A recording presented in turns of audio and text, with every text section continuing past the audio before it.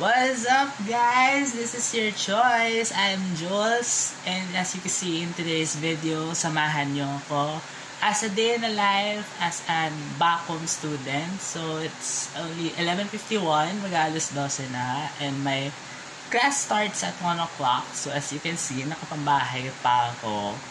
So kakain lang ako, and then we go to school na. Samahan niyo ako, guys, ha?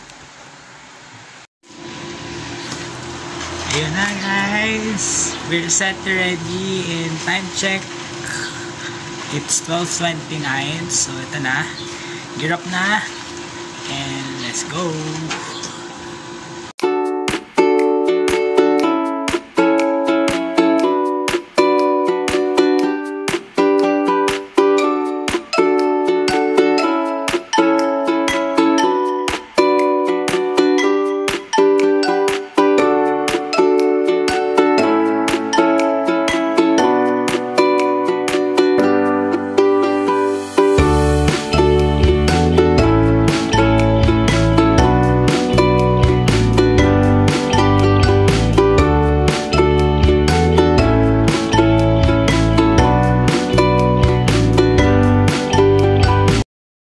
So yun, guys, time check.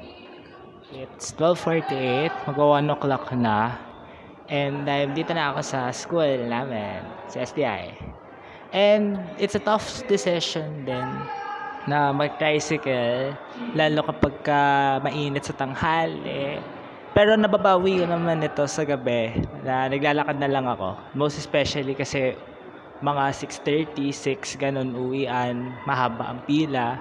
So, I take risk na lang na maglakad kasi nakatipid pa ako ng pamasahe and nakapag-exercise pa. So, ayun.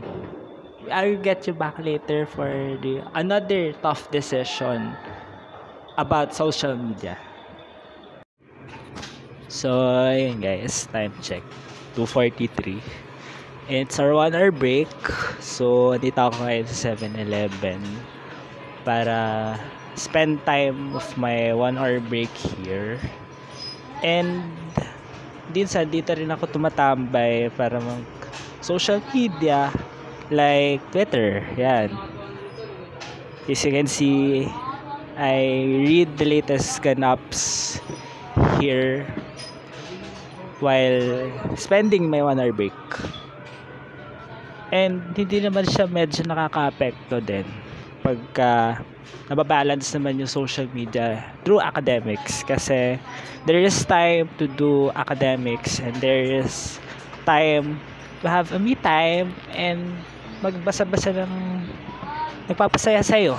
Kaya it's not a tough decision and a tough management na gahulin yung mga dapat at saka hindi dapat. So nagdala rin na pala ako ng food, guys, dito sa 7-Eleven. And it's pizza pan. So, kain muna ako and then balik na tayo. To answer pala the question of how does Twitter affect me in reading misinformation of the society. Actually, kasi sa Twitter, pwede siyang mapagkunan lang ng interest. Kung halimbawa, if you want to read about Maine related, like me, na I'm a fan of Maine Mendoza. Gusto ko lang yung mga feed ko is about PVL.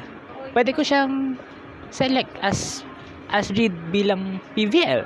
So in Twitter, you can also read what is true, what is false. Kumbaga, Twitter also reports what are some fake news, and Twitter also knows ano yung mga misinformation na hindi pwedeng i-share dito sa Twitter.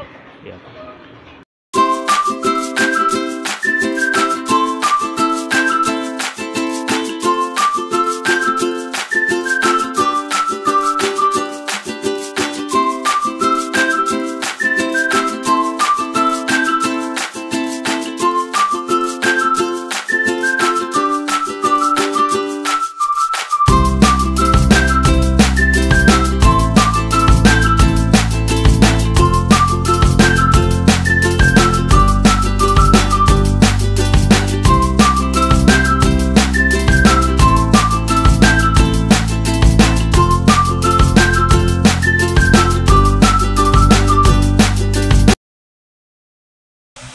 So, yun na nga guys, nakauwi na tayo.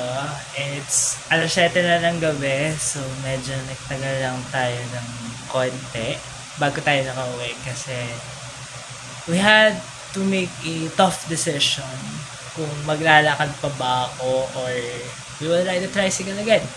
Kasi it's medyo mahal mag-tricycle kasi sa amin pa uwi, which is cost 27 pesos when you are just regular. Minsan pa nga pagka-discounted, naglalaro pa ng 23 pesos. Pero mostly kasi pagka student ka, 25 pesos lang ang binabayaran dyan.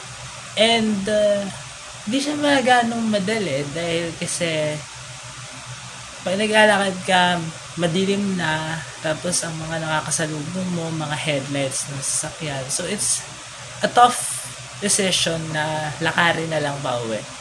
Given na it's 15 minutes lang, based on nauorasan ko siya using Google Fit, and when it takes the tricycle naman, it depends kapag traffic palabas ng terminal, kasi madalas may mga bus na mga garahe na, and madalas din na marami nakaharang na mga walang friendship with sticker dito sa amin sa gate. Kaya you can see in my post clip na naglakad na ako pauwi. That takes me 15 minutes to 10 minutes dahil kasi mabilis ako maglakad. So, yun.